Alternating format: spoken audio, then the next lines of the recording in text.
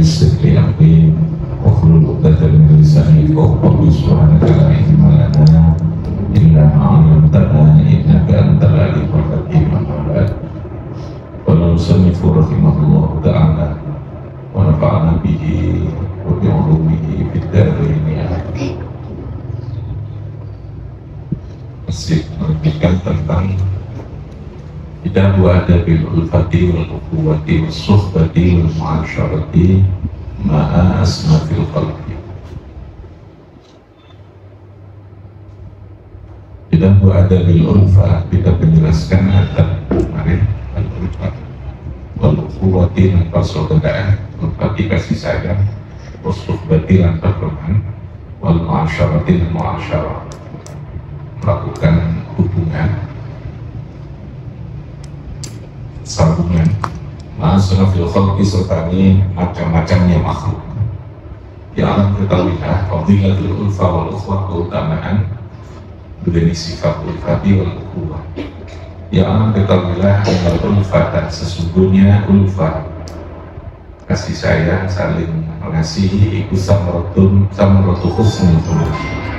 Samratu husnul khuluq buah dari budi pekerti yang baik. Penifaku tawi kemunafikan iku samratu su'il khuluq buah dari elek budi pekerti. Jadi masing-masing akhlak itu akan punya samar. Samar itu artinya buah. Itu secara otomatis ya. Jadi kalau kita nandur pohon mangga ya otomatis kita akan dapat mangga. Kalau kita nandur padi ya akan dapat. Jadi akhlak itu adalah tanduran, lalu kemudian akan menimbulkan buah. Buahnya akhlak yang baik tentu adalah kita punya banyak teman, banyak kawan, kita punya banyak orang yang membantu, ya. Jadi kita akan lebih mudah untuk menyelesaikan problem persoalan kalau kita punya banyak kawan. Jadi akhlak yang baik dia akan melahirkan samar buah. Di antara samar itu adalah al-ulfa, akan muncul, akan melahirkan kasih sayang. Ketika kita dengan orang punya akhlak, punya karakter yang baik, suka membantu, memberi pertolongan, suka peduli gitu, namanya ngomongnya juga bagus, dan menghargai orang itu, ya, maka perilaku baik ini akan menimbulkan pola hubungan interaksi yang berupa ulfa, maka pasti akan timbul namanya kasih sayang. Karena dalam konsep yang terjadi dalam fitrah manusiawi itu adalah jubilatul nufus ila man ahsana ilaiha. Jadi rumus kita ini supaya disenangi wong, akeh bodone, akeh koncone, akeh sing mundur, itu kata kuncinya adalah ahsana ilaiha. Karena nufus itu jubilat itu akan tertarik, akan terdorong untuk mempunyai simpati, punya kecenderungan, punya rasa senang, punya rasa simpati, punya rasa apresiasi gitu ya. Itu karena ahsana ilaiha, karena kita berbuat baik pada jiwa-jiwa. Sebaliknya jiwa itu ketika kita ini mempunyai akhlak yang tidak baik terhadap seseorang, maka tentu jiwa orang lain juga tidak akan timbul namanya jubilat tadi, ketertarikan untuk membangun sebuah hubungan dalam bentuk ulfa. Wah, itu juga tidak ada. Maka kata kuncinya akhlak yang baik itu adalah tanduran sing buahnya diantaranya adalah munculnya sifat ulfa. Ulfa itu adalah samratu husnul. Jadi akhlak itu bisa kita bangun melalui satu sistem, dan tidak bisa tiba-tiba orang itu bisa berakhlak baik. Dia harus diilmuni. ada ilmu, ada proses pembiasaan, ya, ada proses keyakinan, ada proses syariat. Ini yang menjaga, lalu kemudian memunculkan perilaku yang baik. Perilaku yang baik sampai ujungnya itu bisa muncul kasih sayang, muncul saling tolong menolong, muncul saling ta'awun. Ta'awun itu apa? Saling menolong, saling membantu, punya peduli. Jadi tidak ada semangat untuk menyakiti, semangat untuk menjengkelkan orang, itu tidak ada. Semangat untuk menyakiti, semangat untuk membenci, semangat itu tidak ada. Itu dan melakukannya akhlak yang baik. Jadi gini, sistem dalam Islam, syariat itu adalah sebuah sistem yang utuh, ya. Semua syariat Islam itu ujungnya itu untuk membentuk akhlak yang baik. Jadi norma itu syariat, aturan hukum, fikih, ibadah yang berupa ibadah maupun yang selain ibadah, itu saja nih tujuan akhirnya nanti adalah membangun kualitas moral, kualitas karakter dan akhlak yang baik. Jadi aturan hukum itu merupakan sebuah sistem atau cara Gusti Allah di memberikan panduan orang ini agar supaya dia lalu kemudian mempunyai akhlak dan perilaku yang baik. Akhlak itu sudah di atas norma. Dia akan tercapai kalau dia punya syariat. Syariat. Bahkan kenapa orang tidak beragama dia juga baik? Akhlak itu bukan hanya pada persoalan baku, gitu ya. Tapi akhlak itu menyeluruh, ya, terkait dengan kehidupan kepada Allah maupun pada sesama manusia. Ya karena manusia diberi akal. Di luar agama manusia punya akal. Akal itu sebenarnya juga sudah punya standar, punya norma sendiri dengan akal kita ini untuk mengukur dan melakukan satu perbuatan. Maka orang yang tidak beragama sekalipun, tapi cukup hanya sebatas akalnya, dia bisa melakukan kebaikan. Tidak tembus dengan keyakinan. Tapi kalau orang beragama, dia melakukan kebaikan itu bukan hanya dengan golongan akal, dengan pertimbangan rasio dia, tapi pertimbangannya sudah agama dan keyakinan. Ya, jadi jauh lebih kuat, jauh lebih transendental, punya ikatan yang bersifat ke atas. Ini saya katakan, kalau orang tidak beragama atau beragama tetapi dia tidak terlalu taat, dia menjadi baik, ya karena dia terikat hukum akal dan hukum sosial.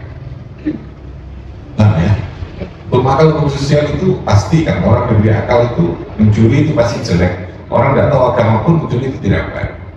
Memukul orang itu pasti jelek. Memberi orang itu pasti baik, itu hukum akal. Menolong itu hukum akal misalnya.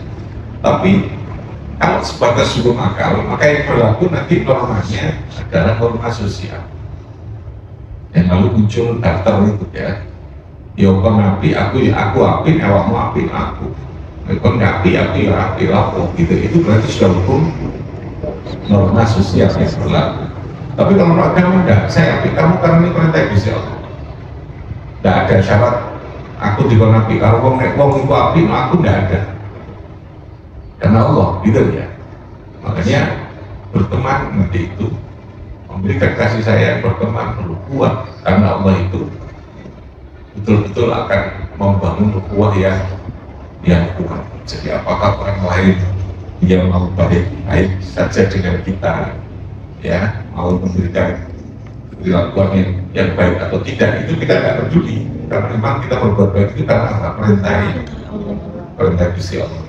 Berbuat baik kepada tetangga, berbuat baik kepada seorang istri, kepada suami, bukan karena suaminya loman atau istrinya itu loman, tidak, tapi karena memang aku diperintah Gusti Allah, aku cuma syaraf bil ma'ruf, mengenai keluarga, aku harus ikram ujar, harus memuliakan tetangga, itu kan perintah Gusti Allah. Saya harus ikram baik, paham ya? Saya harus membangun hubungan yang baik. Ahabba li akhi, mencintai pada saudaranya, pada temannya. Itu karena semua perintah siapa?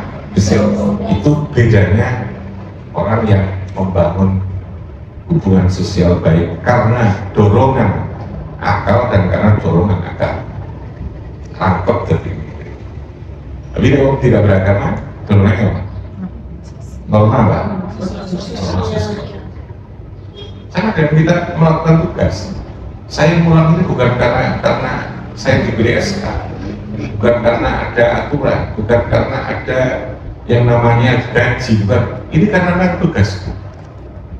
Aku diberi ilmu dan aku diberi kesempatan untuk mengajarkan. Aku diberi kesempatan untuk ikut mengelola, mengatur lembaga, mengatur orang cari ilmu. Kalau itu dorongannya, maka sesungguhnya ono aturan apa enggak, ada sanksi apa tidak, bahkan ada bayaran apa enggak. Ketika dia bisa melakukan, akan melakukan itu dengan baik, karena dia yakin aku ini ya karena pada Gusti Allah. Dan ilmu tidak pulang, duit tenaga tidak melakukan kebaikan dengan tenaga saya, punya kekuasaan dengan kekuasaan saya, akan menggunakan itu. Jadi dorongan itu dorongan agama, berarti jauh lebih kuat, jauh lebih cepat. Dorongannya seperti itu, hingga beda gitu. Nah, syariat itu yang memberi batas minimal untuk menekan. Pada akhirnya ketika keyakinan kita sudah tinggi, kita lagi tidak berbicara ono aturan orang. Baik Gusti Allah itu mengkon sholat ora, saya tetap ibadah ke Gusti Allah, meyakini kepada Gusti Allah. Bahkan sholat itu tidak karena apapun, ya karena Allah merintahkan itu. Sehingga pada tingkat tertentu seorang wali dia akan bisa berkata, bahkan dia tidak peduli dengan sesuatu dan Allah pada tingkat tertentu. Yo, saya ibadah karena kamu, karena ada kamu ya Allah. Saya tidak karena surga, tidak karena neraka. Ada surga atau tidak, bagi saya tidak penting. Yang penting ada kamu, ada Allah. Ya, itu sudah sampai kalau kita. Saya tidak takut dengan neraka. Kalau itu karena Allah, kamu yang mengendaki. Saya itu. Kawan yang itu begitu ya. Mulai ya Allah, aku ngerti kan neraka. Sambil buat ngejar Allah, tapi yang panas ya Allah. Itu ini Gunawas ya. Si Gunawas itu balaan kuala nadir. Jadi pada tingkat tertentu, maka cinta kepada Allah itu akan membangun kekuatan yang luar biasa. Maka tidak bisa orang hanya membangun kehidupan dengan logika, dengan akal, dengan ilmu saja tidak cukup. Ya harus dengan keyakinan yang ditopang tadi ya. Syariat merupakan sebuah sistem untuk membangun kehidupan. Oke, silakan ada yang disampaikan. Bagaimana Pak Kiai untuk ini kan akhlak kita sudah besar, biasanya itu kan sudah kebiasaan, karena akhlak itu kan juga merupakan kebiasaan. Tapi pun kalau untuk membentuk akhlak yang sudah kawak seperti ini, sudah kawak. Ya, itu tadi membangun keyakinan. Kalau sudah tua itu meluruskan pemahaman, pengertian, kita lalu kemudian memaksakan diri kita untuk berusaha membuat sesuai dengan keyakinan dan pemahaman yang benar. Anak kecil itu kan tidak perlu pemahaman. Contoh ya, anak kecil berarti orang perlu dalili, orang perlu kayak gini, teori-teori ilmiah, nggak perlu dikasih pemahaman yang secara ilmu itu anak kecil ya, tapi lebih banyak dicontoni lalu kemudian dibiasakan. Kalau sudah tua maka lalu perubahannya harus melalui mematahkan, merubah mindset, merubah keyakinan, merubah ilmu pemahaman. Ya tadi saya katakan, saya sedang merubah mindset kita yang kalau kemarin kita mungkin berbicara melakukan sesuatu atas hubungan, atas ikatan, atas interaksi yang terikat oleh norma sosial, maka kita naikkan itu menjadi karena perintah agama, karena keyakinan, karena keimanan. Bagian Gusti Allah perintah untuk yang umum gitu ya. Caranya begitu. Ini nggak bisa dirubah, itu persoalannya nanti beda gitu. Tapi cara itu yang kedua tentu kita merasakan. Kita merasakan dengan mindset yang baru ini kita kalau lebih enak ya gitu ya. Makanya saya katakan problem orang yang sudah kadung salah mindset adalah harus berubah mindset. Berubahnya bagaimana? Dengan fakta. Fakta itu apa? Fakta itu dengan sesuatu contoh yang dia juga merasakan sesungguhnya. Wah, aku naik wiritan, aku mau coiki kok ya lebih tenang aku ya, gitu ya. Itu merasakan. Oh, kalau saya bersandar ini ternyata saya lebih kuat menghadapi problem, menghadapi masalah. Karena kita ini sudah saya berikan masalah, gitu. Nah, kita coba, kita mindsetnya kita ubah, mengatasi masalah itu dengan pendekatan kepada Allah. Nah, perasaan Allah ternyata lebih enak ya. Kita lebih punya kekuatan, punya ketenangan. Nah, insya Allah nanti akan terus. Dari perasaan Allah kan cek, pancetai ya berarti kan menang kan, gitu ya. Di situ otaknya hidayah. Hidayah itu sudah sifatnya pemberian, tapi ikhtiarnya harus ke sana. Dari mana kita merubah mindset? Ya kita harus merasakan, masuk dalam fakta yang begitu rasakan. Oh, ternyata kita lebih tenang. Wah, dianya logisnya, mindsetnya kan sudah top gitu. Ya, contoh makanya saya kenapa orang ketika ngajar dengan mindset yang sudah lama, memahami anak dengan pola-pola model lawas ya, terus cara belajarnya melakukan interaksi dengan lama. Ya dia akan sulit kita ubah, tapi harus dimasukkan fakta dulu.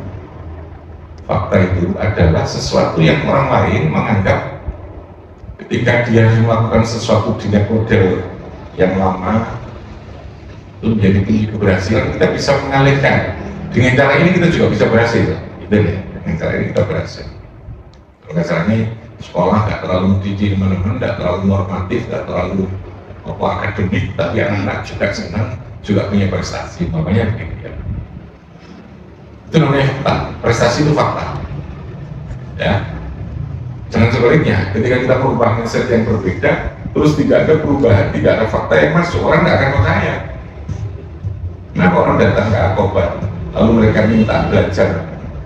Karena mereka tahu fakta dulu, fakta, oh ini kok sering juara ya, kok sering olimpiade ini bagus, kalau bisa berkembang pendidikannya, itu namanya fakta. Lalu datang mereka ingin mencari latar belakang fakta itu, prinsipnya apa, ilmunya apa, mindsetnya di mana, kok bisa muncul fakta seperti itu. Ya. Makanya saya katakan merubah kehidupan seseorang itu harus berubah. Taghyir hatta yughayyiru ma bi anfusihim. Ma bi anfusihim itu mindset. Kamu memahami suami kamu kayak apa, itu mindset kamu. Kalau suami itu adalah tukang yang bergawe dan tukang belanja tok, ya kamu akan marah terus ketika dia tidak punya uang. Paham ya? Mindset. Seorang istri itu apa? Itu mindset. Sama dengan kita mengajar itu apa? Mindset kita. Kalau mengajar itu nafsunya, mindsetnya adalah minta nolong, capek. Tapi ngajar, tapi ini tugas aku butuhku ngulang sing tenanan, pintar urusan itu Gusti Allah. Berubah, beda kan? Beda ya? Kamu ngajar kalau mindsetnya ngulangi menjadi mau pintar arek, capek. Kan pintar itu faktor, sudah pemberian Allah. Ngajar itu apa? Membimbing anak untuk menjadi, ya, untuk menjadi. Siapa yang menjadikan? Allah. Itu ya. Siapa yang menjadikan baik Gusti Allah. Kalau kita mindsetnya dari pokoknya kudu api, enggak, itu kita enggak, aku kok mau tak rewangi ini cepat ini apa mulai itu kan jadinya dia akan putus asa, energinya akan habis. Tapi kalau dia tahu posisinya, batasnya, aku ngulang ini, pokoknya aku ngulang ikhtiar yang terbaik, memahami, menyampaikan terbaik, menyayangi anak, mendoakan, wis paling urusan itu urusan Gusti Allah kamu kan, itu ya. Ya, urusannya apa? Mindset. Kalau mindset kita bahwa anak itu bodoh, ada anak bodoh, ada anak nakal, pasti kita akan memilih dan pasti kita akan merasa orang senang ngulangnya bodoh itu. Nanti akan cukup. Ngulang judi semua kan jadi wangi. Ya bisa. Derji gini nih. Walaupun kan tak boleh mana nggak bisa jadi angin. Ipi sih nggak punya anak muda berani. Ya sudah, kamu bilang ya wis. Kalau mungkin kamu tidak belajar saya, kamu tidak kan. sudah seperti kok kayak kalau kamu mau seperti ini, nanti kamu manut Gusti Allah tuh yang kayak jika saya kisah kok diri kok sampai mati kayak saya paling potongan jadi ngore-ngore gitu bagian tadi jadi memahaminya begitu. Tapi ya harus belajar menikmati lah gitu. Menikmati anak bodoh juga ya apa yuk mungkin jadi bodoh ya kalau anak bodoh itu makannya saja kalau kayak bilang bodoh ya kayak gini terus kadang salah terjadi ini salah produksi ya ini bapak ini ketika anak ini waktu surat Baqarah di sini kasih situ karena ada salah terjadi pokoknya mau jangan sekitar ya cuma kisah kerjaannya itu ya wis nenteng semua kan kerjaan ngomongnya soalnya dulu apa sih bilangnya kayak wis kalau saya tadi itu mindsetnya apa ya wis habis penting masih ngapi ya ustaz no yakini saja dia pasti punya kelebihan yang lain sehingga kamu tetap melihat dia mungkin tidak bisa matematika tapi dia mungkin bisa jadi wiritan top kalau juga sebesar besar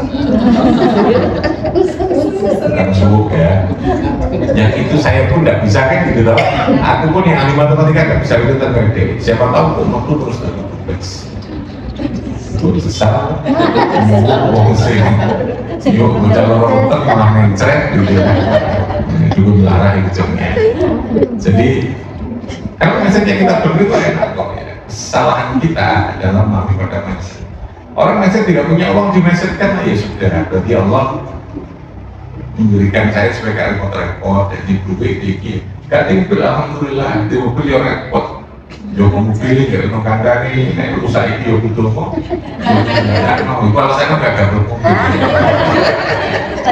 tapi kan ada mindset yang menjadikan kita ini lebih nyaman gitu loh tapi kalau mindsetnya gak tinggal ya Allah kok gini uripku ya gitu ya nanti namanya sehari yang mati kematis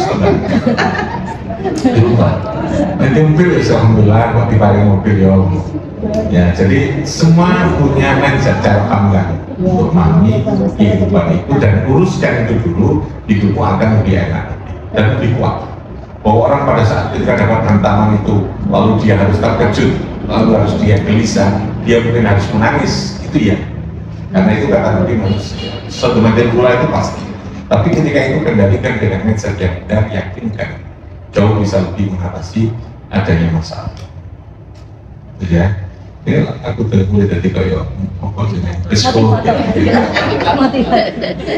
mungkin mana